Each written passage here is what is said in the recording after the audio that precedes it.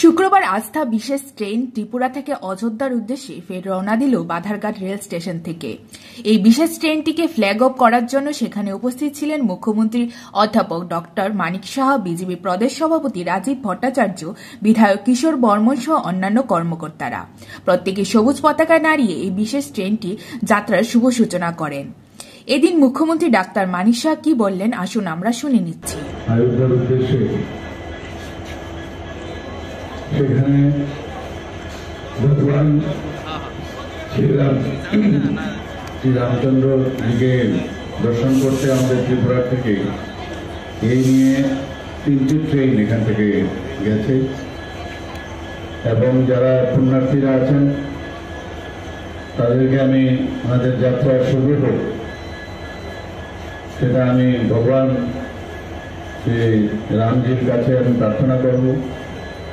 যে উদ্দেশ্যে যাওয়া সে উদ্দেশ্য হচ্ছে আমরা সবাই জানি আমাদের যশস্বী প্রধানমন্ত্রী নরেন্দ্র মোদীজি গত মাসের 22 তারিখ যে 500 বছর ধরে যে আন্দোলন ভারতবাসী করে এসেছিল, যে ভারতের যে আস্থা, সেই আস্থা হচ্ছে ভগবান শ্রীরাম। ট্রেনটা ছিল আমরা সবাই জানি, ওনার কোনো থাকার জায়গা ছিল না।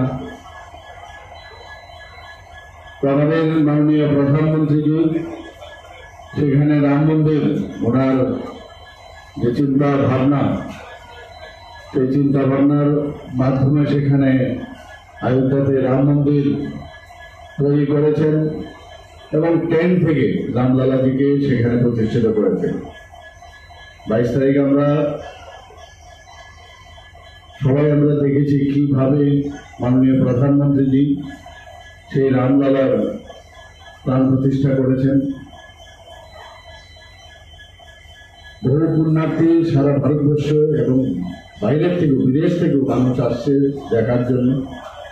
আমাদের ত্রিপুরার থেকে কিছুদিন আগে এখান থেকে অনেক পুণ্যার্থী গেছে, প্রায় 300 থেকে 400 লোক এই আগরতলা স্টেশন থেকে। আমি নিজেও এসেছিলাম। তো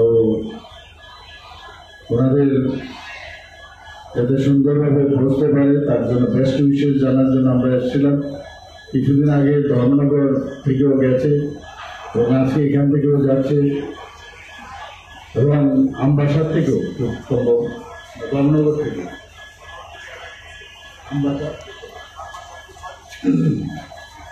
আমবাসার থেকেও আরেকটা ট্রেন এখান থেকে যাবে। এবং সত্যি আজকে আমরা জানি যে সারা ভারতবর্ষে এখন যেন রামময় 22 তারিখ থেকে আরম্ভ হয়েছে, এখনো সেটা চলছে।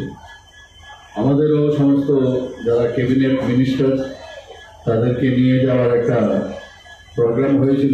উক্ত বিশেষ যাত্রাকে কেন্দ্র করে বিজেপি প্রদেশ সভাপতি রাজীব ভট্টাচার্য বলেন, প্রায় দীর্ঘ 500 বছরের লড়াইয়ের পরিপ্রেক্ষিতে রামলালার নিজ জন্মভূমিতে প্রাণ প্রতিষ্ঠা হয়েছে।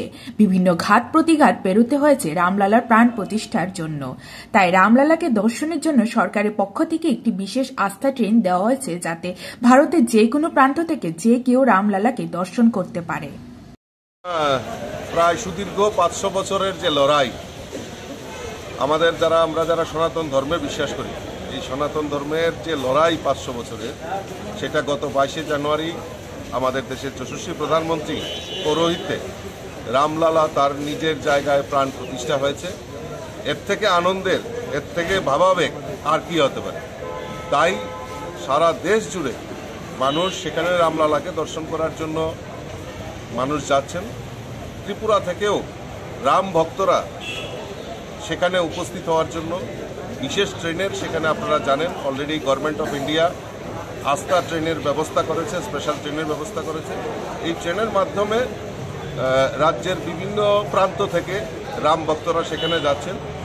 গত 22 তারিখে 22 ফেব্রুয়ারি ধর্মনগর থেকে সেখানে অযোধ্যার উদ্দেশ্যে একটা ট্রেন সেখানে যায় এবং তারা দর্শন করার পর নির্বিঘ্নে সবাই বাড়িতে ফিরে আসে। এবং আজকে এখান থেকে যাত্রা শুরু হয়েছে। মাননীয় মুখ্যমন্ত্রী তার শুভ উদ্বোধন করেছেন, শুভ সূচনা করেছেন। আমি আশা করি মানুষের যে ভাবাবেগ, মানুষের যে আস্থা, সেই রাম তো তার প্রতি আস্থা এবং ভাবাবেগ জানিয়ে মানুষের মধ্যে যেই ভাবাবেগ সেটা দর্শনের জন্য মানুষ উদ্বেগ দিচ্ছে। Bureau report, জনদর্পণ।